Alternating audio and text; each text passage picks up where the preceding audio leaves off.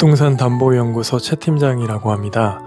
오늘은 최근 발표한 금융위원회 10월 15일 긴급대책으로서 주택시장 안정화를 위한 대출 수요 관리 방안에 대한 핵심 정리와 그것을 벗어나는 방법을 안내 드리겠습니다. 이번 올린 영상은 금융위원회에 올라온 자료와 기사를 보고서 작성했습니다. 10월 15일 대책에 대한 세부 자료는 금융위원회 자료실에서 찾아보시면 됩니다. 최근 다시 들썩이는 주택시장 그리고 급증하는 가계부채, 이에 정부가 긴급히 대응했다고 합니다. 10월 15일 금융위원회가 발표한 주택시장 안정화를 위한 대출 수요 관리 방안, 오늘은 그 핵심만 6분 만에 정리해 드리겠습니다. 첫째로 주택담보대출 한도 차등화.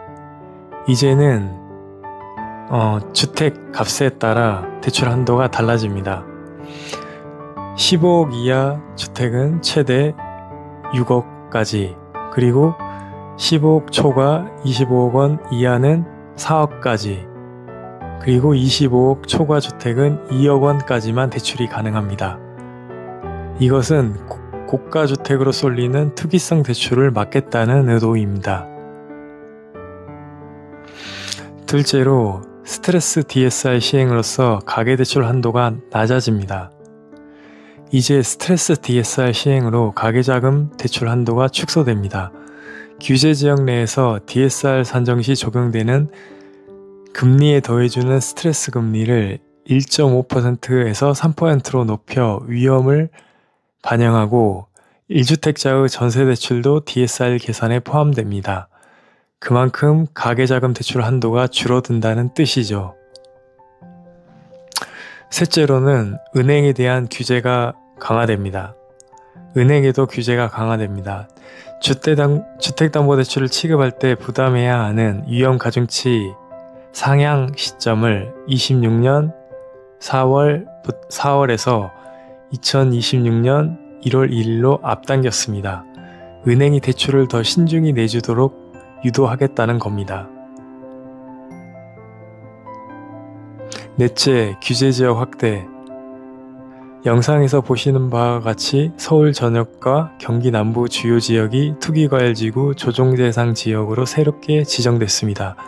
이 지역에서는 LTV 한도, 전세대출, 중도금 대출이 모두 강화되어 가계자금 대출 한도가 줄어듭니다.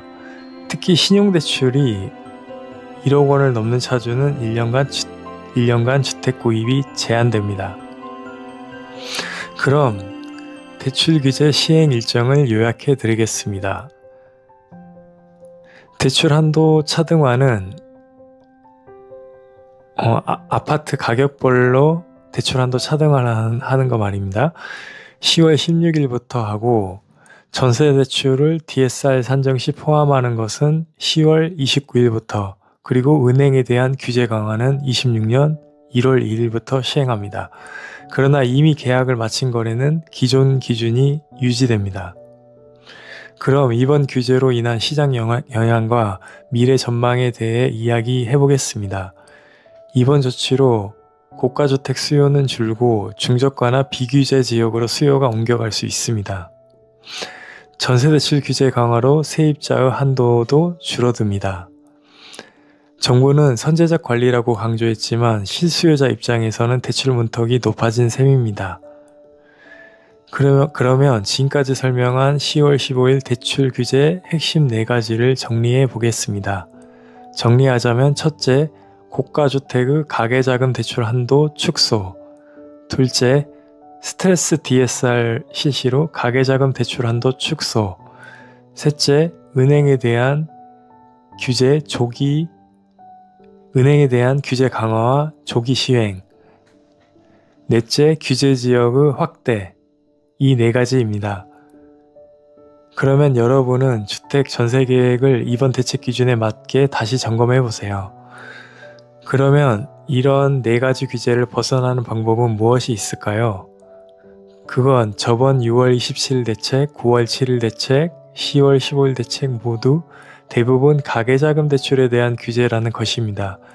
물론 9월 7일 대책상 매매사업자 등으로 사업자 대출을 받아서 아파트나 주택잔금 대출을 하지 말라는 규제는 서울 수도권 내에서는 있지만 지방에서는 규제가 덜하고, 특히 기존에 이미 보유한 아파트가 있다면 기존 보유 아파트 담보로 사업자 대출이 가능합니다.